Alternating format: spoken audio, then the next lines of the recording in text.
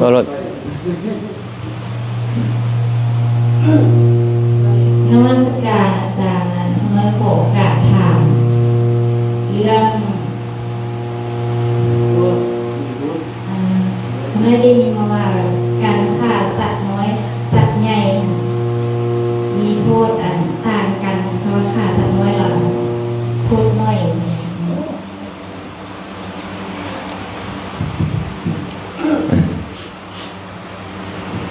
สรุปคำถามคือการฆ่าสัตว์นี่นะฆ่าสัตว์น้อยกับสัตว์ใหญ่อันใดบาปหลายก่อนโทษหลายก่อนการฆ่าสัตว์จะมีโทษหลายหรือโทษน้อยมีองค์ประกอบของมันหนึ่งก็คือสัตว์มีคุณยังบอกคันเว้าเรื่องตัวน้อยตัวใหญ่สัตว์มีคุณหลายกระโทษหลายเนาะสองความพยายามหลายกับโทษหลายสามเจตนาแหงบ่บางเทื่อนี่เฮาบ่ได้มีเจตนาแหงอีหยังแค่โยนนี่ไปหน่อยนึงมันดันตายโทษก็น้อยลงจือเนาะความตั้งใจความพยายามคุณของสัตว์แต่ถ้าหากมันเป็นสัตว์ใหญ่ไปเนี่ยหากมันเป็นสัตว์ใหญ่ความพยายามก็จะหลายขึ้นเห็นป่ะความพยายามมันหลายขึ้นหากสัตว์ใหญ่ไม่ออกสีขาแมงวันกับสีขางัวอันใดได้ใส่ความพยายามหลายก่อนความพยายามมันหลายก่อนและความตั้งใจมันก็ต้องหลายก่อนพร้อมเห็นป่ะแบบนี้เนาะไอ้ตัวน้อยตัวใหญ่เป็นเรื่องนึงแต่ไม่ได้หมายความว่าตัวน้อยกับตัวใหญ่จะเป็นเหตุแห่งของการบาปหลายหรือบาปน้อยเบิ่งคุณของมันเอาแมงวันกับตัวงัวอันไหนคุณหลายก่อนสร้างกับคนเนี่ยอันไหนคุณหลายก่อนแต่คนตัวน้อยก่อนก็จริงแต่ว่าคุณหลายก่อนสมมติเป็นพระโพธิสัตว์ซะเป็นพระสงฆ์พระเจ้าซะเป็นพระอริยเจ้าคุณหลายขึ้นนี่สิการฆ่านั่นก็มีโทษหลายตามคุณไปเข้าใจปะตัวใหญ่ตัวน้อยยังบ่เป็นประมาณอยู่ที่คุณของสัตว์นั่นความพยายามของเฮาความตั้งใจของเฮาคันไม่ออกโกรธอย่างแหงเลยและพยายามฆ่าเจตนามันแหงอันนี้ไม่ได้โกรธอีกยังยุงกัดกะหู้ทุกวันสิตายกับรูปตายซะมันความพยายามน้อยๆเนาะเจตนากับบ่แหงอีหยังสิเนี่ยโทษมันก็ลดหย่อนลงมาแต่เอาไปนรกได้เลยไปนรกได้เนาะเบาบ่ไปนรกได้นี่นะบ่เบาเนาะบ่เบาเข้าใจบ่นี่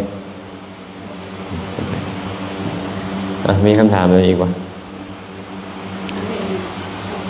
เอาไว้ใส่ไมค์เลยให้มันเข้าอันนี้อาจารย์โน้เพิ่น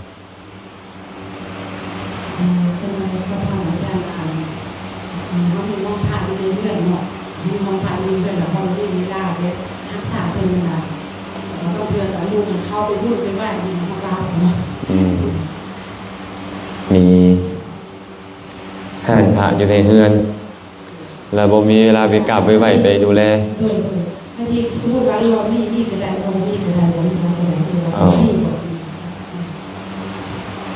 กระบวนจุดประสงค์ของเรามีเพื่ออย่างคันมีเพื่อกราบไหว้สักการะบูชาก็ควรมีคันมีแล้วบ่ได้เฮ็ดหยังบ่มีก็บ่เป็นหยังแต่ว่าหากมีเนาะถึงเขาจะบ่ได้กราบบ่ได้ไหว้ไอ้เทวดาเขาก็มาไหว้มากราบเพราะเทวดาเขาก็มีความเคารพในพระพุทธเจ้าด้วยกันสินะถ้ามีดีบ่ดีที่นี่นี่เป็นบ่อนเกิดขึ้นของบุญเนาะบางทีเขาอยู่ซื่อๆเนี่ยเขานึกถึงคุณของพระพุทธเจ้าบ่ได้มันก็บ่ได้บุญเป็นบ่เลี้ยวไปเห็นห่านพระเลี้ยวเห็นพระพุทธรูปมันเริ่มคิดถึงคุณของพระพุทธเจ้าได้มันก็ดีไปแต่หากบอกว่ามีแล้วบ่มีเวลาไปดูแลเฮาสิบาปบ่ได้อยู่ที่การดูแลหรือบ่ดูแลเนาะ บาปมันอยู่ที่เจตนาที่บ่ดีของเขาคันเจ้าเจตนาบ่ดีนี่นะมันก็บาปเอาเจ้ากำลังเฮ็ดหยังอยู่ละตอนนั้นน่ะตอนเจ้าบ่ได้มาไหว้พระสวดมนต์นั่นน่ะเอาเจ้ากำลังโกรธหมู่อยู่บ่ได้เกี่ยวกับพี่ไอ้ใจเจ้าตอนอยู่หั่นนั้นมันเป็นบาปเนาะคันเด็กน้อยไปเล่นคันเด็กน้อยมันบ่เคารพเด็กน้อยก็เป็นโทษของเด็กน้อยไปบ่เป็นโทษของเฮาสินะ แต่ว่าเด็กน้อยมันที่มีเจตนาบ่เคารพแบบนั้นบ่มันสิฮู้แบบนั้นบ่อีกเรื่องนึงเนาะฉะนั้นเด้อการที่มันจะมีบาปหรือบ่มีบาปเนี่ยบ่ได้เกี่ยวกับว่าเฮามีห้านพระหรือบ่มีห้านพระบุญคือกันบางทีมีห้านพระบ่ได้บุญก็ได้ยามใดก็ไปนอนกลนเซิกอยู่อันห้องพระได้บุญบ่ คันนอนได้บุญก็สิเลาะนอนไปเบิดแล้วเฮาก็เนาะบุญบ่ได้อยู่ที่บ่หั่นแต่อย่างน้อยๆเข้าไปปุ๊บเห็นพระพุทธเจ้าเห็นพระพุทธรูปองค์แทนพระพุทธเจ้านั่นเฮาก็สิไปนอนอยู่กับบ่คือว่านั่งสมาธิแด้เป็นเครื่องกระตุ้นเป็นอารามณปัจจัยหรือเป็นอุปนิสัยปัจจัยให้เฮานี่ปาลุความเพียรให้กุศลเกิดแบบนี้มีก็ดีคันบ่มีเป็นหยังบ่เป็นหยังแต่มีแล้วมันดีเข้าไปน้อยเข้าไปนั่งเห็นพระพุทธเจ้าสงบเนาะใจเฮาก็ยังน้อมไปในความสงบจักหน่อยนึงก็ยังดีครับคันผู้ใดได้ฟังธรรมแด่ฮู้คุณของพระพุทธเจ้าแด่นะแค่เห็นพระพุทธรูปบุญมันได้หลายแล้วนะคิดเป็นใส่ใจเป็นเข้าใจเนาะ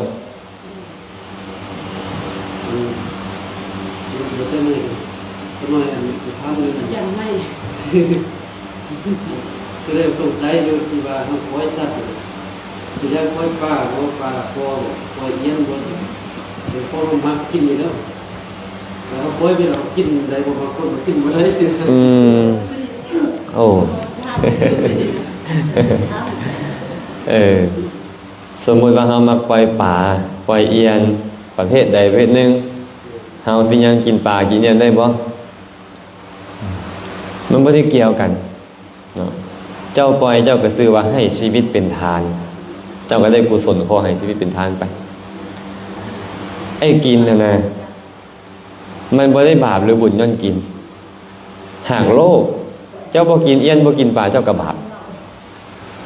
คันบ่พอใจเขาเฮ็ดอาหารบานข้าวมาให้เราบ่พอใจมันจะเป็นโตหยังมันจะเป็นภักเจ้าก็บาปคันใจบ่ดีความดีความชั่วมันอยู่ที่เจตนาเคยมีพระเทวทัตนี่เด้เคยไปขอกับพระพุทธเจ้าบอกบ่อยากให้พระนี่สันศีลสันปากพระพุทธเจ้าก็บอกค่อยบ่อนุญาต แล้วเพิ่นก็เลยเว้าเรื่องของกินข้าวมีพระออกคนหนึ่งเป็นฤาษีเพิ่นนี่สมทานกินแต่หัวมันหมากไหมทีนี้เพิ่นก็เลยไปหาพระพุทธเจ้าพระนามว่ากัสสปะองค์กรพุทธไปถามว่าพระพุทธเจ้ายังกินของขาวบ่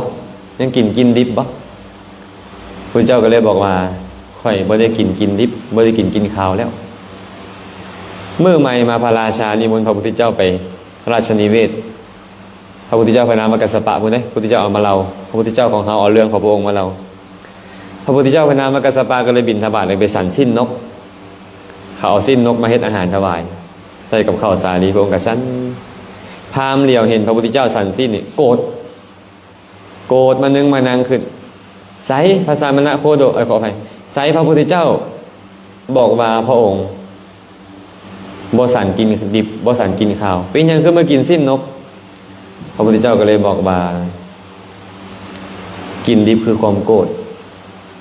กินดิบคือความโลภความอิจฉาความขี้ตัวความอีหยังต่างๆในใจอันนั้นเอิ้นกินดิบอาหารบ่เป็นกินดิบเลยสิ้นปลาบ่เป็นกินดิบเลยกิเลสเฮาพี่น้ามันเป็นความชั่วน่ะมันบ่เป็นสิ้นบ่เป็นปลานั้นเนาะเข้าใจเนาะก็เลยบ่เกี่ยวว่าเจ้าปล่อยอันไหนแล้วเจ้าสิกินอันนั้นบ่ได้เกี่ยวกันทุกครั้งที่เจ้าปล่อยปลาเจ้าได้บุญไปในฐานะการให้ชีวิตเป็นทานเอิ้นว่าทานะปรมัตถปารมีไปเนาะมันก็เป็นเหตุเป็นปัจจัยให้เจ้านี่มั่งคั่งร่ำรวยได้เป็นเหตุเป็นปัจจัยให้เจ้าเนี่ยมีชีวิตมีอายุยืนได้นั่นการกระทำนั้น แต่ตอนเจ้าไปกินอาหารประเภทใดก็ตามเพิ่นกินด้วยความโลภกับบาปกินด้วยความโกรธกับบาป เคยบ่เคยกินด้วยความโกรธบ่เมียไปทอดไข่มาแล่บ่แล่ดำบ่ดำ กินอยู่แต่ก็โกรธเมีย เฮ็ดอาหารก็บ่แซ่บคั่วไข่ก็บ่เป็นบุญบ่นี่โกรธเมียเนี่ยก็บาปคือเขาบาปจึงบ่ได้อยู่ที่ของกินอยู่ที่ใจของเฮาเข้าใจป่ะสรุปว่าปล่อยแล้วกินได้ป่ะ อย่าไปฆ่าก็พออย่าไปฆ่ามันอย่าไปสร้างให้คนอื่นฆ่ามันก็พอเข้าขายตามตลาดท่านฆ่าละอันนี้ก็ใจเบิดนั่นแหละบ่ได้ผิดอีกอย่าง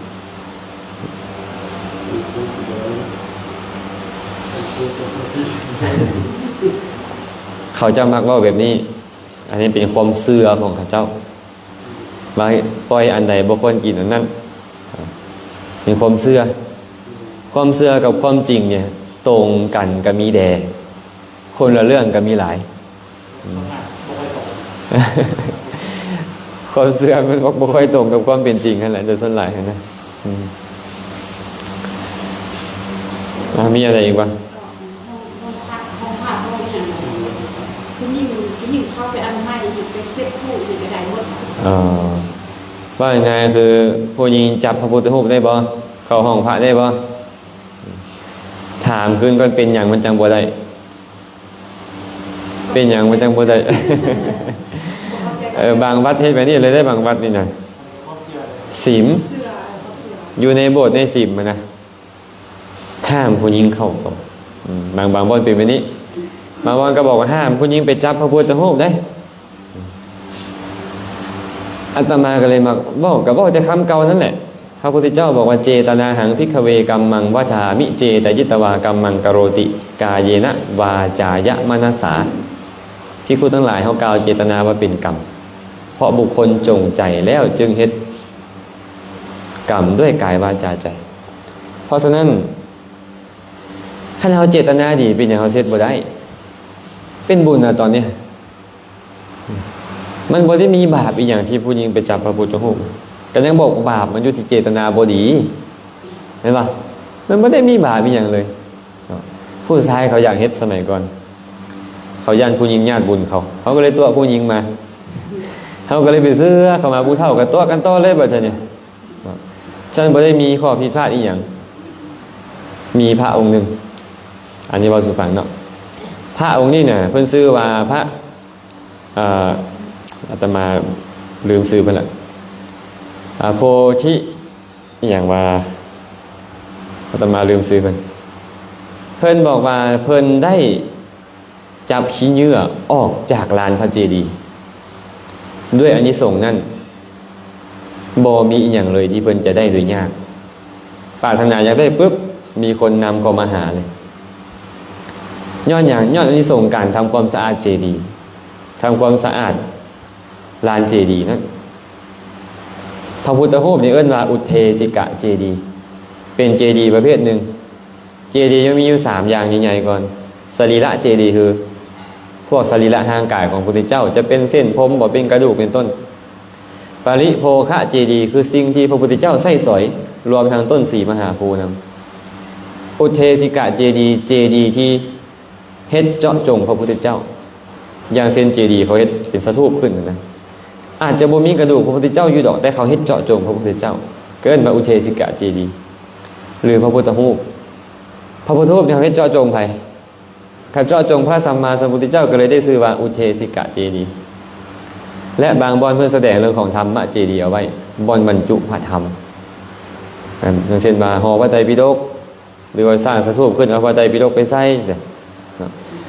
ที่ว่ามาทั้งหมดนี่หากเฮาคิดว่าเฮาจะบูชาคุณของพระพุทธเจ้าด้วยการทำความสะอาดอานิสงส์นับประมาณบ่ได้คนเฮ็ดบ่ล่ะหรือให้แต่พ่อคงเฮ็ด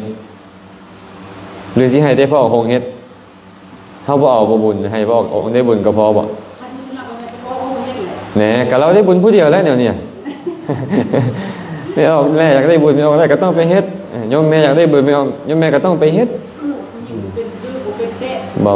บ่ผิดอีหยังบ่ผิดเราอันเพิ่นท่านกันทุกๆวันสิ้นนะเราต้องได้บูชาซึ่งว่า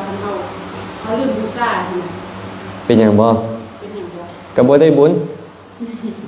เพราะทุกครั้งที่บูชาก็เป็นบุญบ่จำเป็นต้องบูชาวันพระมือหนึงไม่ออกแรกจากบูชาห้อยรอบไม่ออกแรกก็ได้บุญห้อยข้าง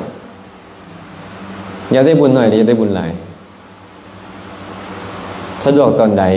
เฮ็ดเลยบ่ต้องท่าวันพระวันศีลบ่ต้องท่าเช้าท่าแรงอีหยังสมมุติไม่ออกแรกเตรียมไว้อย่างดีมื้ออื่นเช้าจังสิบูชาเห็นบ่ไม่ออกอย่างนั้นถึกไฟเผาตายไปซื้อเครื่องมาบ่ได้เฮ็ดบุญมื้ออื่นได้เฮ็ดบ่ล่ะบัดการเจริญกุศลคุณงามความดีอย่าพัดวันประกันพรุ่งทันเวลาเดี๋ยวเฮ็ดยามนั้นโลดบ่ต้องท่า8คำ15คำบ่แม่นเด้คันเจ้าบ่ได้เฮ็ดเจ้าก็แค่บ่ได้บุญเจ้าเฮ็ดตอนใดก็เป็นบุญตอนนั้นสิเอาบุญแต่วันพระบ่ก็สิเป็นไม่ออกวันพระได้นี่ เป็นไม่ออกวันศีลได้กันเป็นสิเอาบุญแต่วันศีลเนาะ มันจะใจห้องมันจะทราบอยู่ได้เนาะ ทุกยามเลยทุกยามเลยแห่งดีเฮ็ดตอนใดได้บุญตอนนั้นนะตัวผู้ชายต้องมีดอกไม้ทุกเรื่องหวานไม่ได้ คำว่าบูชาแปลว่านำสิ่งของอย่างใดอย่างหนึ่งเพื่อไปมอบให้ ในฐานะที่เพิ่นมีคุณสูงกว่าเป็นข้าวเป็นน้ำก็ได้เป็นผ้าพรทอนสบายก็ได้เป็นดอกไม้ของหอมได้เบิดเลยบ่มีการห้ามเอาไว้คันตั้งใจบูชาแท้แม้แต่ฟ้อนบูชากันยังเป็นบุญคันตั้งใจบูชาเด้บ่แม่นไปฟ้อนให้เขาม่วนเพลิดเพลินอันนั้นบ่ได้บุญแม้แต่ไปเฮ็ดเสียงดนตรีบูชาก็ได้บุญเห็นบ่ตอนพระพุทธเจ้าจะปรินิพพานพวกเทวดาดีดสีดีเป่าเพื่อบูชาคุณของพระพุทธเจ้าบ่ได้อยากเฮ็ดให้ไผม่วนเด้แต่อยากบูชาคุณของพระพุทธเจ้าใจมันน้อมบูชาคันสั้นเฮาก็เบิ่งเวลาโอ้ตอนนี้เช้าฮอดเที่ยงคันพระพุทธเจ้ายังมีพระชนชีพอยู่พระองค์ก็จะสั่นอาหารเฮาก็เอาอาหารไปถวายโอ้นี่หลังเที่ยงแล้วเนาะเฮาก็เอาพวกน้ำปานะบ่พวกดอกไม้ของหอมไปบูชาฮอดยามอยากพัดเปลี่ยนเฮาก็เอาผ้ามาพัดเปลี่ยนเพิ่นหาองค์ใหญ่ๆไปจ้ะอย่าองค์น้อยๆหลายนะ เอาองค์เอาใหญ่จังน้อยล่ะเฮาให้เฮาได้เฮ็ดความสะอาดและได้เปลี่ยนผ้าเพิ่นก็คือว่าเฮาได้บูชาเพิ่นด้วยผ้าพระพุทธเจ้าบอกว่าจังซี่ปูชาละเหปูชยโตพุทเทยะทิจะสาวเกปะปัญจะสมติกันเตตินะโสกะปริทเวเตตาทิเสปูชยโตนิพุเตอากุโตพะเยนาสกกาปุญญังสังขาตุงอิเมตตมะปิเกนะจิบุคคลใดได้บูชาพระสัมมาสัมพุทธเจ้าหรือบูชาพระสงฆ์สาวกของพระพุทธเจ้าผู้ก้าวล่วงปะปัญจะทำเป็นต้นนั้นบ่มีผู้ใดจะนับได้ว่ามีอานิสงส์ประมาณเท่าใดด้วยวิธีการนับแบบใดๆก็ตามเจ้าสิมีเครื่องคิดไรแบบใดก็ตามเจ้าคิดไรว่าเจ้าบูชาเธอนี่ได้บุญเท่านี้คิดไรบ่ได้นับประมาณบ่ได้บูชาด้วยอีหยังก็อย่าแล้วเราก็ปฏิบัติบูชาน้ำเห็นบ่บ้างๆเลยเนาะมั้ยนั่งสมาธิระลึกถึงคุณของพระพุทธเจ้าหรือว่าเบิ่งลมหายใจเข้าออกเป็นต้นเพื่อบูชาคุณของพระพุทธเจ้าก็เอิ้นว่าปฏิบัติบูชาได้ทั้งหมดเลยบ่ต้องท่าเด้อบัดนี้เด้อบ่ต้องท่าเวลาบูชาแล้วเนี่ยมันจะแบบปะไว้3มื้อติด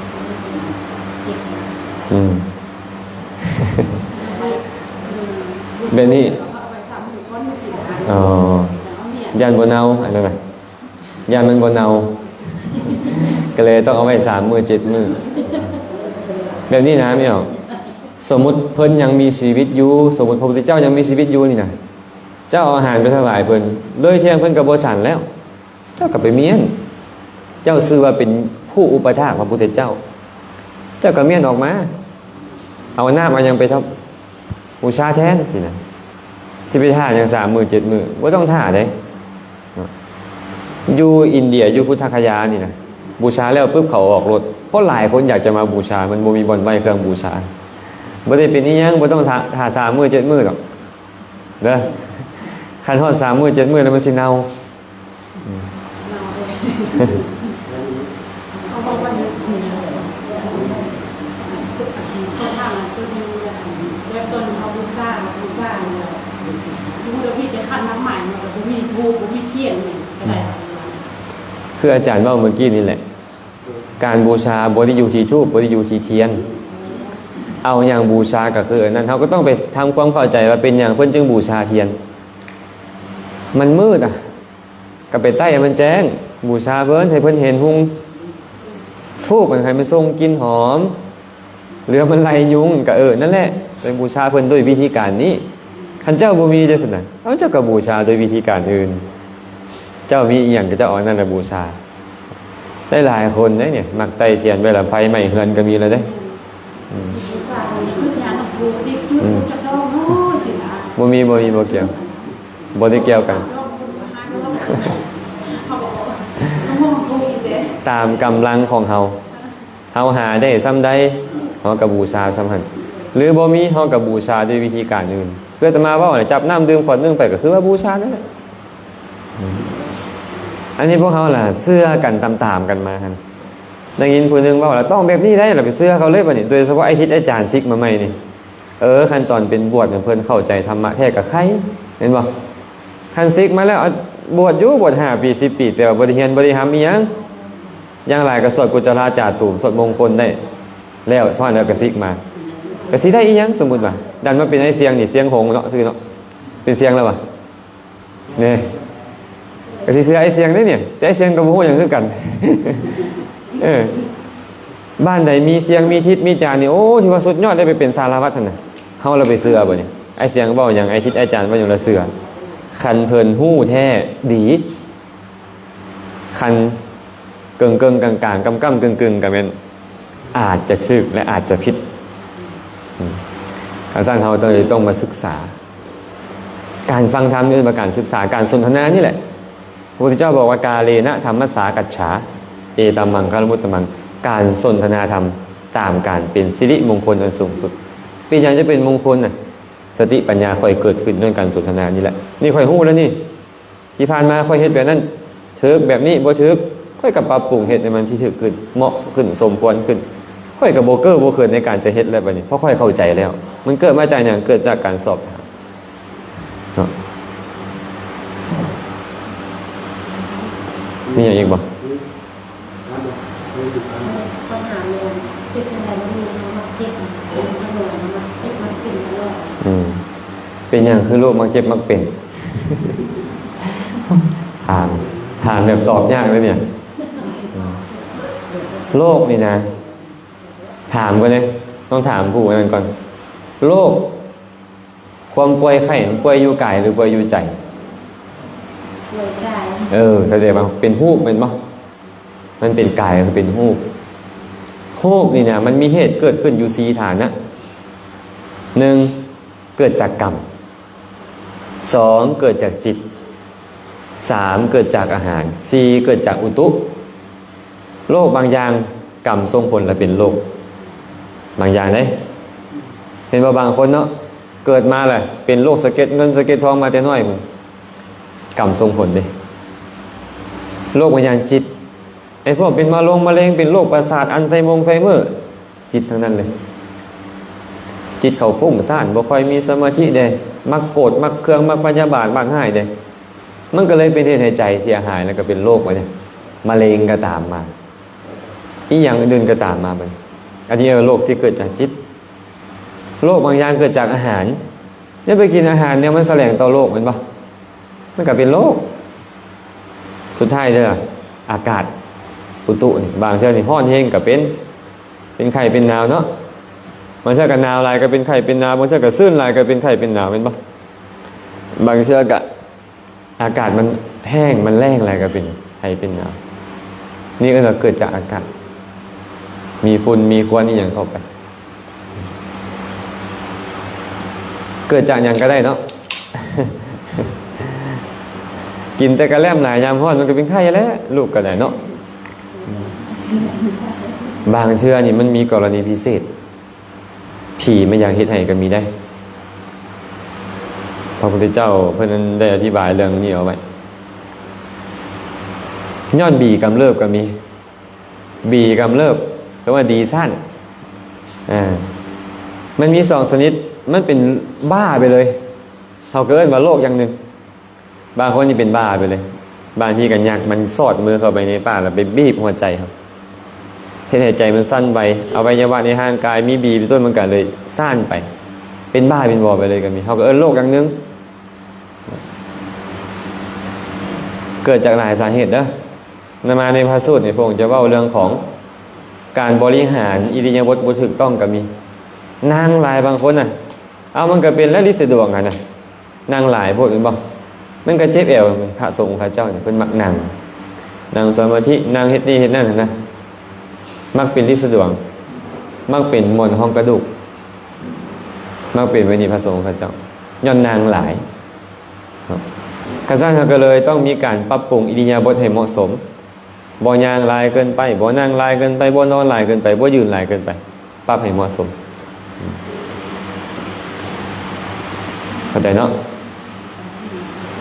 สรุปเป็นย้อนอย่างลูกมันเป็นย้อนหลายสาเหตุ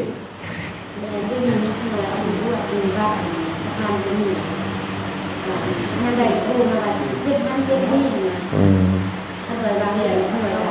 ไปแล้วไปหัวไปทั่วโรงพยาบาลเป็นเหมือนที่ฟ้าเล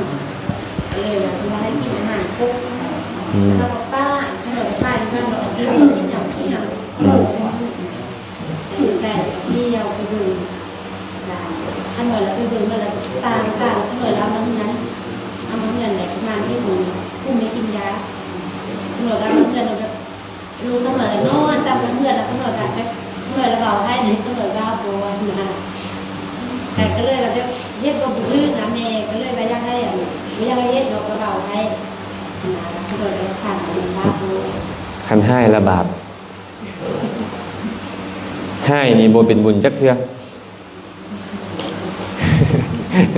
ถ้ามีเมตตาเกิดขึ้นตอนไหนบุญ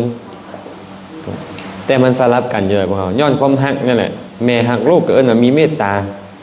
แต่ว่าบ่ได้ตั้งใจโทสะก็เกิดขึ้นตอนโกรธนั่นก็คือเป็นบาปตอนมีเมตตามีกรุณาอยากให้ลูกพ้นทุกข์ก็เป็นบุญไปมันดันมีทั้งสองอย่างตอนนี้ออกให้แล้วเป็นบาปแน่นอนต้องลดตัวนี้เนาะในความเมตตากรุณาเกิดขึ้นเอาแล้วเขาบ่เป็นไปตามที่เฮาอยากให้เป็นก็ยากเฮาได้เฮ็ดตามที่แม่ควรจะเฮ็ดต่อลูกแล้วก็ถือว่าดีแล้วสิบ้างใจเป็นกลางๆเด้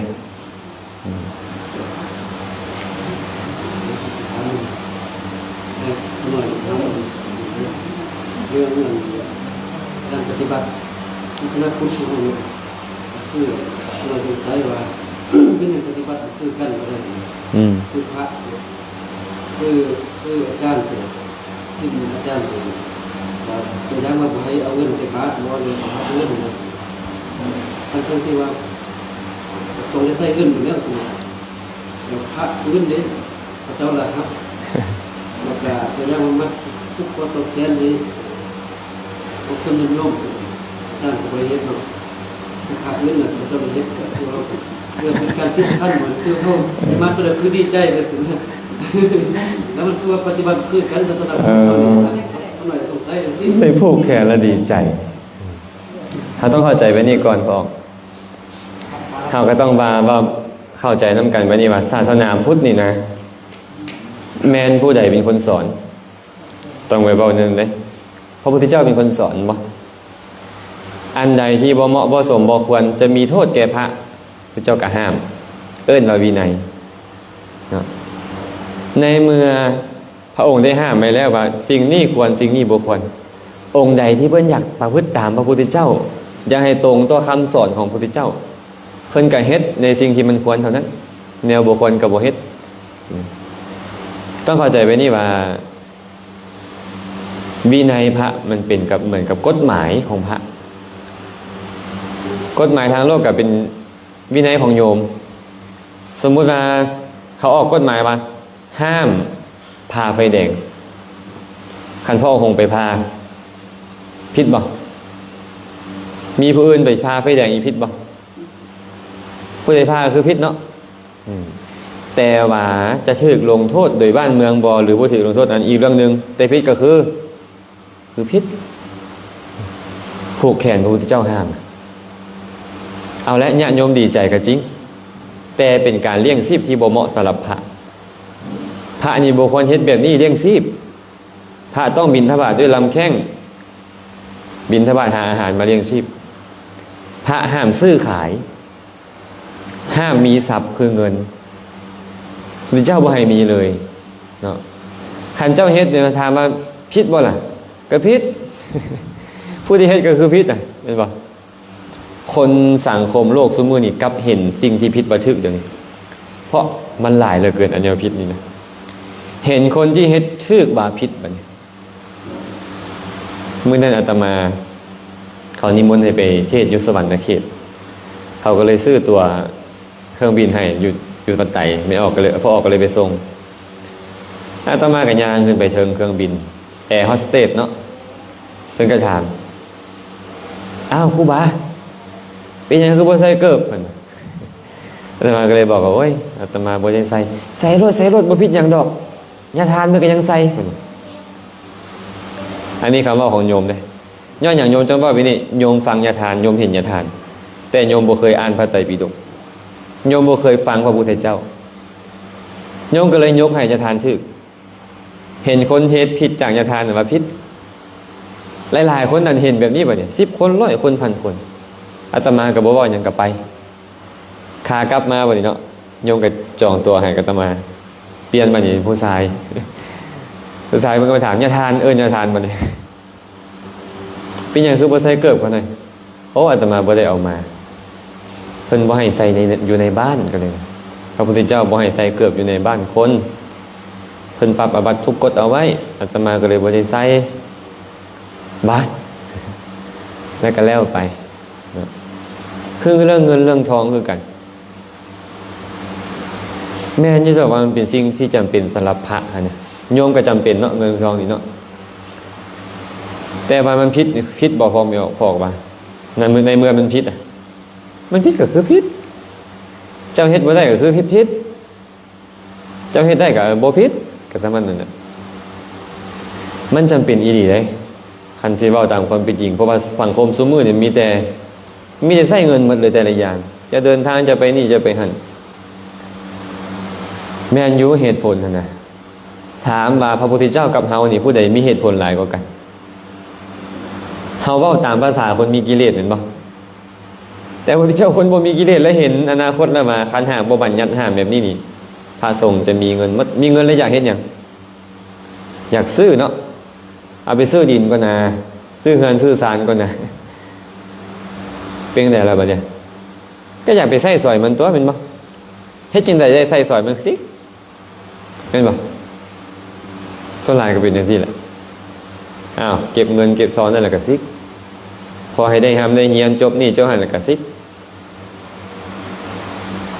แม่นบ่ล่ะไม่ออกเลยว่าอาการแม่นแบบนี้แหละแต่บ่ได้หมายความว่าบ่มีเงินแล้วบ่สิกเด้อาตมานี่คือกันนี่บางเทื่อก็สิกอ้าวสมมุติว่าฮอดยามมันก็คือสิกเนาะแม่นบ่บ่ได้หมายโอ้ยบ่มีเงินแล้วบ่สิกวะบ่แม่นสมัยพุทธกาลนี่เพิ่นบ่ได้ทำเงินมันก็สิกกันหลายองค์อยู่แต่ว่าเพิ่นคันมีแล้วมันสั่งสมหลายขึ้นนะกิเลสมันไปยืดแบบนี้หลายขึ้นอยากได้อย่างก็เอาแล้วมันเห็นปะอยากซื้ออย่างก็ซื้อสั่งมาสั่งหลายเทื่อเขาสร้าง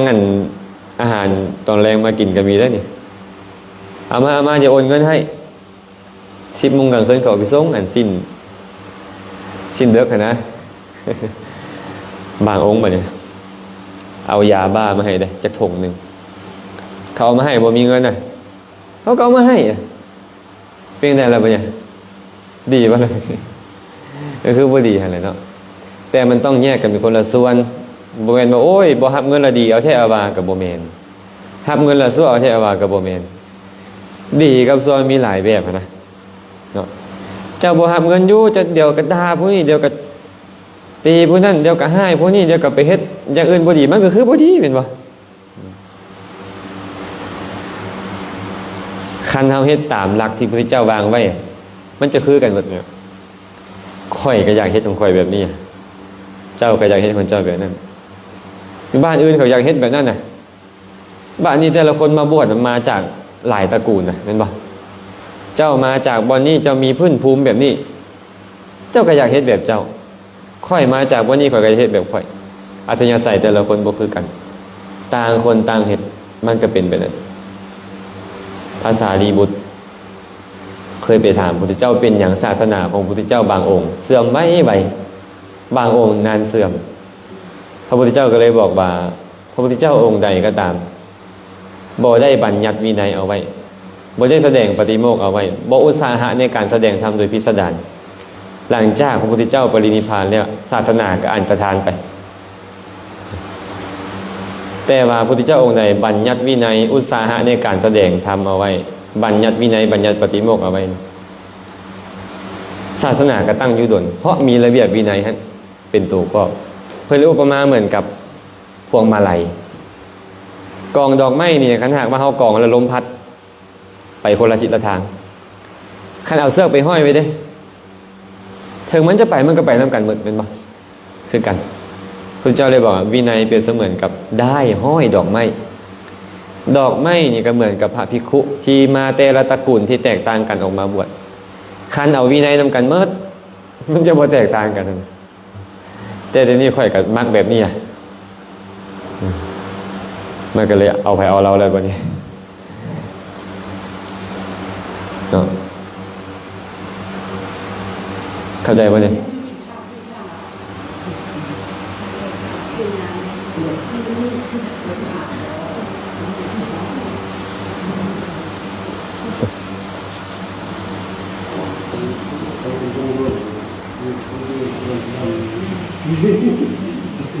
ทีมจะเบิ่งลายมือจ้ะทีมจะเบิ่งลายมือ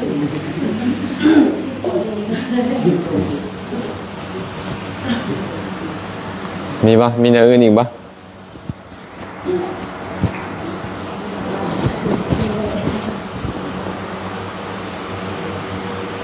ไปดูไทยแล้วดูไทยแล้วจะเรียนรอห้องจะเสียงซะ บอดอก รอห้องจะเสียงซะแบบโอ้ยลงไม้หลายปีสุดที่สุดคนมุก บางทีก็เฮาเสื้อทั้งหมดก็บ่ได้ เสื้อได้คิดมา คนบางคนนี่เว้าเก่งบางเทื่อก็เว้าถูกบางเทื่อก็เว้าบ่ถูกเพื่ออาจารย์เบียร์ก็ผิดหลายเติบเลยคันผู้บ่ฮู้ก็คักเว้ยอยู่ได้แต่คันผู้ฮู้ได้ก็โอ้ยมั่ว แต่ว่ามีเอิ้นว่าคาแรคเตอร์ที่พิเศษที่ดึงใจคนอัธยาศัยเดียวกันกูมึงฮ่าฮงๆไปเลยคนที่อัธยาศัยเดียวกันน้อมไปพุทธเจ้าจะบอกว่าคนคบกันได้โดยธาตุเลยคันธาตุเดียวกันเป็นน้ำกันหมดหลายอันที่เราเว้าถูกเว้าดี แต่บ่น้อยที่เราเว้าบ่ถูกคันสารพวกพ่อออกไม่ออกที่บ่ได้ลงลึกในการศึกษานะก็จะบอกว่าคักกันแหล้วดีแต่ว่าบางเทื่อก็คนละเรื่องเลยเด้เคยเฮ็ดคลิปวิดีโอนึงไปชี้แจงให้เพิ่นถึงลูกศิษย์เขาด่าว่าซั่น ลูกศิษย์กับเจ้าเรื่องสัมภเวสีเรื่องอีหยังนะ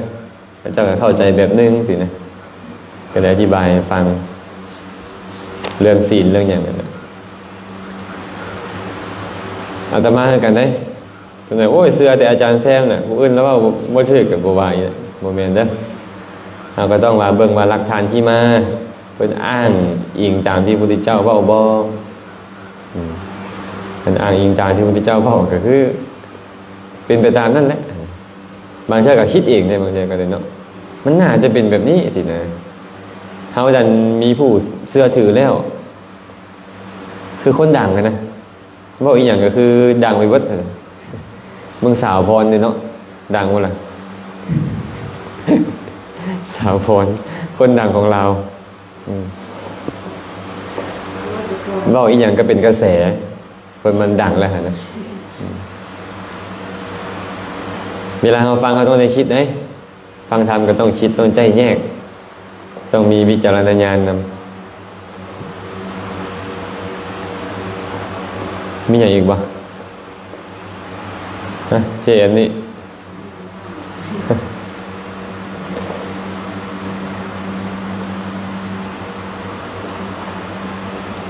นี่ถาม ามนะถามอีกว่าพ่อจะเรียกหรือพ่อ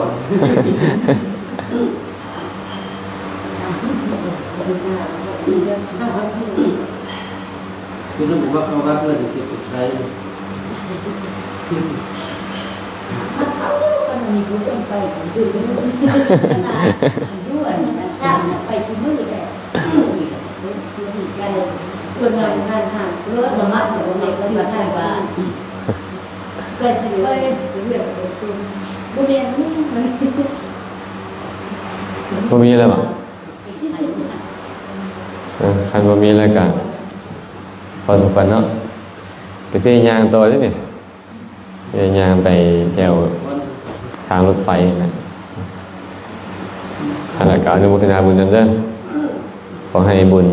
กุศลที่เกิดขึ้นจงเป็นปัจจัยให้เจ้าภาพเจ้าสถานเมื่อสุขสุคนจงมีความสุขปราศจากทุกข์ทั้งปวงท้ายที่สุดแล้วก็ขอให้ทุกคนทุกท่านจงได้บรรลุถึงมรรคผลนิพพานในอนาคตการอันไกลนี้โดยทั่วกันทุกท่านทุกคนเทอญ